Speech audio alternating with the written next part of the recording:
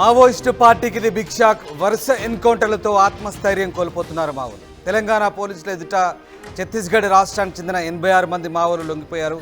IG Chandrashekar Reddy, జిల్లా SP Rohit Raj ఎదుట లొంగుబాటు జరిగింది. లొంగిపోయిన వారిలో కేంద్ర కమిటీ నేతలు, ప్రొటెక్షన్ కమాండర్లు ఉన్నారు. 4 నెలల వ్యవధిలో దాదాపు 224 మంది లొంగుబాటు గురయ్యారు. ఇక 70 మందికి పైగా మావోయిస్టులు అరెస్ట్ అయిన పరిస్థితి కనబడుతోంది. ఇటీవలి కాలంలో కేంద్ర ప్రభుత్వం ఆపరేషన్ కగార్ పేరుతో ఛత్తీస్గఢ్ దండకారణ్యంలో వరుసగా మావోయిస్టులను మట్టుబెడుతోంది. ఈ నేపథ్యంలో తాజాగా మావోయిస్టుల లొంగుబాటు ప్రక్రియలు కూడా వేగవంతం అందుకున్నాయి. తాజాగా 86 మంది మావోయిస్టులు లొంగిపోవడంతో ఒక్కసారిగా మావోయిస్టులు ఆత్మస్థైర్యం కోల్పోయినట్లుగా అర్థమవుతుంది. నెల రోజుల వ్యవధిలో 2 భారీ ఎదురు దెబ్బలు తగిలాయి. గత నెలలో 64 మంది మావోయిస్టులు లొంగిపోగా ఇప్పుడు ఏకంగా 86 మంది లొంగిపోయారు. దీంతో మావోయిస్టు పార్టీకి ఇది గట్టి ఎదురు దెబ్బ అని చెప్పొచ్చు. వీరంతా multi zone 1 IG Chandrashekar Reddy సమక్షంలో భద్రాద్రి కొత్తగూడెం జిల్లా పోలీస్ హెడ్ క్వార్టర్స్లో లొంగిపోయారు.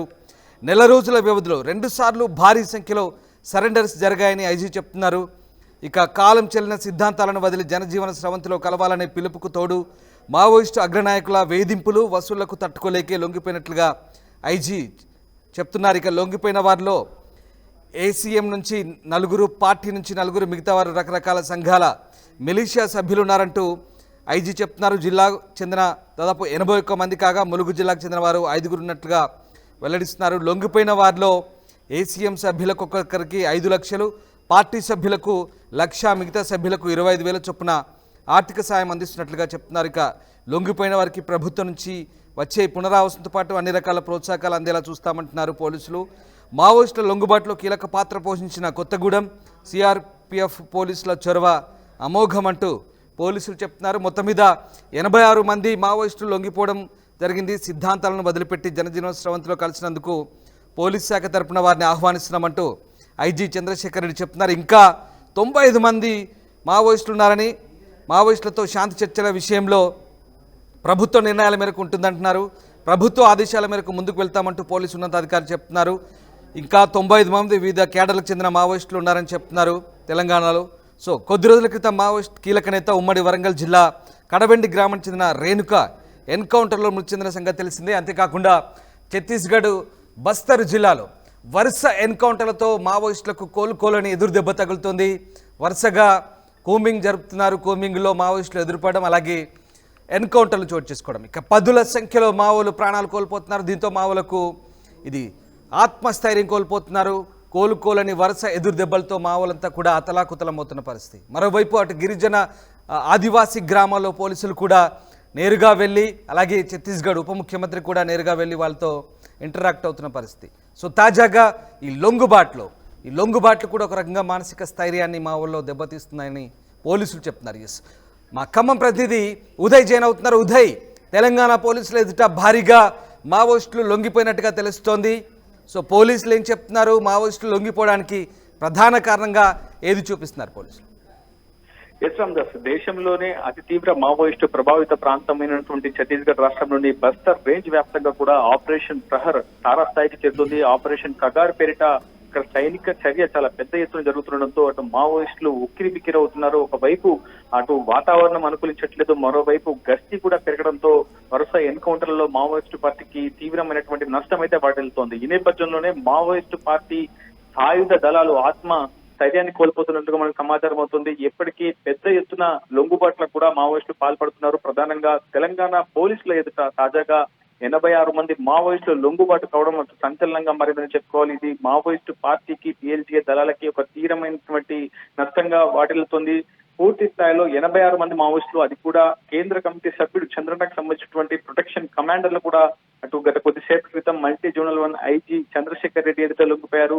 అటు గ్రే హౌండ్స్ సిబ్బంది కూడా ఈ కార్యక్రమంలో పాల్గొన్నారు. భద్రాద్రి కొత్తగూడెం జిల్లా ఎస్పీలతో పాటు ఇతరత్ర పోలీసు ఉన్నతాధికారులు కూడా ఈ కార్యక్రమంలో పాల్గొన్నారు. 86 మంది మావోయిస్టులలో 20 మందికి పైగా మహిళలు ఉన్నట్లు మనకు సమాచారం అవుతుంది. 4 నుంచి 5 మైనర్ మావోయిస్టులు కూడా లొంగుబాటు గురైనట్లు పోలీసుల నుంచి సమాచారం అవుతుంది. చాలా పెద్ద విజయంగా భావించాలి తెలంగాణ పోలీసులకు సంబంధించి ఈ విజయాన్ని. ఎందుకంటే చాలా పెద్ద మొత్తంలోనే ఇటీవల కాలంలో సరెండర్లు నమోదు చేస్తున్నారు. భద్రాద్రి కొత్తగూడెం అటు ములుగు పోలీసులు కూడా పూర్తి స్థాయిలో శ్రమిస్తున్నటువంటి పరిస్థితి. ఒకవైపు సరిహద్దుల్లో గస్తీ కాస్తూనే మరోవైపు సరెండర్లపై తెలంగాణ పోలీసులు ప్రధానంగా దృష్టి సారిస్తున్నారు. ఎందుకంటే ఛత్తీస్గఢ్ కావచ్చు, ఛత్తీస్గఢ్ ని ఆనుకున్నటువంటి ఒరిస్సా, మహారాష్ట్ర, తెలంగాణ, ఆంధ్రప్రదేశ్ ఈ ఏఓబి బార్డర్లు కూడా పెద్ద ఎత్తున గస్తీ నిరంతరంగా కొనసాగుతున్నటువంటి నేపథ్యంలో అటు ఉక్కిరి బిక్కిరి అవుతున్నటువంటి మావోయిస్టులు లొంగుబాటే చివరి దశగా పూర్తి స్థాయిలో భావిస్తున్నారు. సో ఈ నేపథ్యంలోనే అటు భద్రాద్రి కొత్తగూడెం జిల్లా పోలీస్ యూనిట్ కావచ్చు, అక్కడ ఉన్నటువంటి స్థానిక సరిహద్దు ఉన్నటువంటి ములుగు జిల్లా పోలీస్ యూనిట్ కూడా అవిశ్రాంతంగా శ్రమించింది. మావోయిస్టులతో ఎప్పటికప్పుడు చర్చలు జరుపుతూ వాళ్ళని కాంటాక్ట్ అవుతూ వాళ్ళకి కౌన్సిలింగ్ ఇచ్చే ప్రయత్నం చేస్తున్నారు. మావోయిస్టు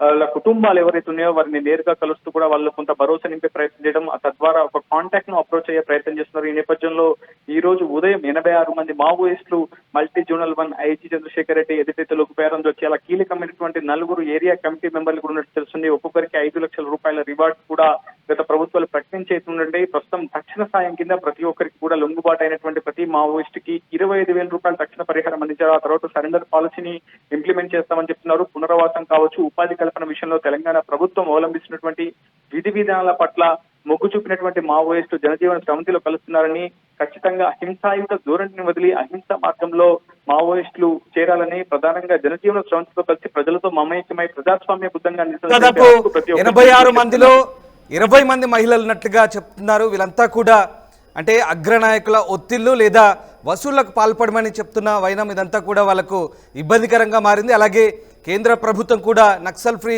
కంట్రీగా వచ్చే సంవత్సరం మార్చి కల్లా చేస్తామని చెప్తుంది. సో ఎన్కౌంటర్లో ప్రాణాలు కోల్పోతున్న పరిస్థితుల్లో ఆత్మస్థైర్యం కోల్పోయి లొంగిపోతున్నారా? పోలీసులు అదే కోణంలో దానికి వివరణ ఇచ్చే ప్రయత్నం చేస్తున్నారు. సో అసలు ఏం జరుగుతుందంటే మావోయిస్టులు ఇంత పెద్ద ఎత్తున లొంగుబాటు జరగడానికి ప్రధాన కారణం ఏమై ఉండొచ్చు? అటు దండకర్ణ్యం వ్యాప్తంగా విస్తృతమైనటువంటి సేఫ్ జోన్లను ఏర్పాటు చేసుకున్నారు. మావోయిస్టులు, పిఎల్జీ దళాలు కూడా విపరీతంగానేటువంటి రిక్రూట్మెంట్ కూడా చేశాయి. కానీ ప్రస్తుతం ఉన్నటువంటి పరిస్థితులు మావోయిస్టు పార్టీకి కావచ్చు, ఆ పార్టీ సాయుధ విభాగానికైతే అనుకూలంగా లేవని చెప్పుకోవాలి. ఎందుకంటే ఛత్తీస్గఢ్ వ్యాప్తంగా, బస్తర్ రేంజ్ వ్యాప్తంగా మొత్తం దాదాపు 7 జిల్లాల్లో చాలా విపరీతమైనటువంటి సైనిక చర్యలు అక్కడ జరుగుతున్నాయి. ఫార్వర్డ్ ఆపరేషన్ బేసెంట్లు ఏర్పాటు చేసుకున్నారు. అక్కడ లాంచ్ ప్యాడ్ గా ఎఫ్ఓబి పాయింట్లు అయితే వినియోగించుకున్నారు భద్రతా బలగాలు.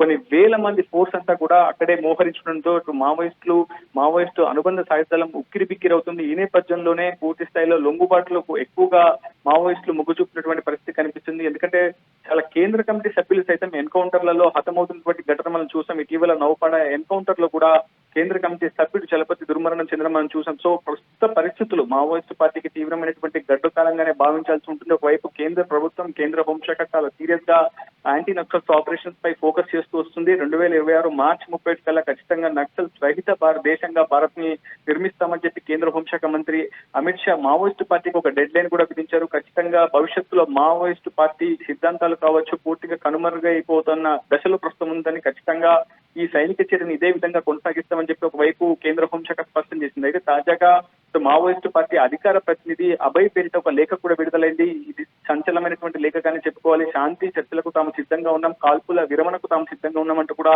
మావోయిస్టు పార్టీ ఒక బహిరంగ లేఖనైతే విడుదల చేసింది. ప్రస్తుతం ఈ అంశమే చాలా పెద్ద హాట్ టాపిక్ గా మారింది. ఈ అంశానికి సంబంధించి multi zonal IG Chandrashekar Reddy కూడా ఆర్టీవీ వివరణ కోరింది. ఒకవైపు శాంతి చర్చలకు తాము సిద్ధంగా ఉన్నామని, కాల్పుల విరమణకు తాము సిద్ధంగా ఉన్నామని మావోయిస్టు పార్టీ చెప్పినటువంటి నేపథ్యంలో పోలీసుల యాక్షన్ ప్లాన్ ఏ విధంగా ఉంటుందని అడిగిన నేపథ్యంలో పూర్తిగా అది ప్రభుత్వం దృష్టిలో ఉందని, ప్రభుత్వం నిర్ణయాల మేరకే పోలీస్ శాఖ పనిచేస్తూ ఉంటుందని చెప్పడం అయితే జరిగింది. మొత్తంగా ఏదేమైనప్పటికీ చాలా అతిపెద్ద విజయంగానే భావించాలి. గత ఏడాది జరిగినటువంటి డిసెంబర్, సెప్టెంబర్ ఎన్కౌంటర్ లో భద్రాద్రి కొత్తగూడెం జిల్లా, ములుగు జిల్లాల సరిహద్దులో అనేక ఆపరేషన్స్ కూడా అటు తెలంగాణ పోలీసులు సఫలీకృతం చేశారు. దాదాపు అటు పూర్తిగా ఇల్లందు నర్సంపేట కార్యదర్శి కావచ్చు, పాల్వంచ, మనుగురు డివిజన్ సంబంధించినటువంటి పూర్తిగా మావోయిస్టు యాక్షన్ టీమ్స్ అన్నింటినీ కూడా వాషౌట్ చేశారు. ప్రస్తుతం సరెండర్స్ పైన తాము ప్రధానంగా దృష్టి పెడుతున్నామని చెప్పి తెలంగాణ పోలీసులు చెప్తున్నారు. ప్రతి ఒక్కరికి కూడా ప్రత్యేకంగా విజ్ఞప్తి చేస్తున్నారు. మావోయిస్టు పార్టీ కావచ్చు, మావోయిస్టు పార్టీ సానుభూతి పనులు, అనుబంధ విభాగాలు, మిలీషియా సభ్యులతో సహా ప్రతి ఒక్కరు కూడా జనజీవన స్రవంతిలో కలిసి ప్రజాస్వామ్యయుతంగా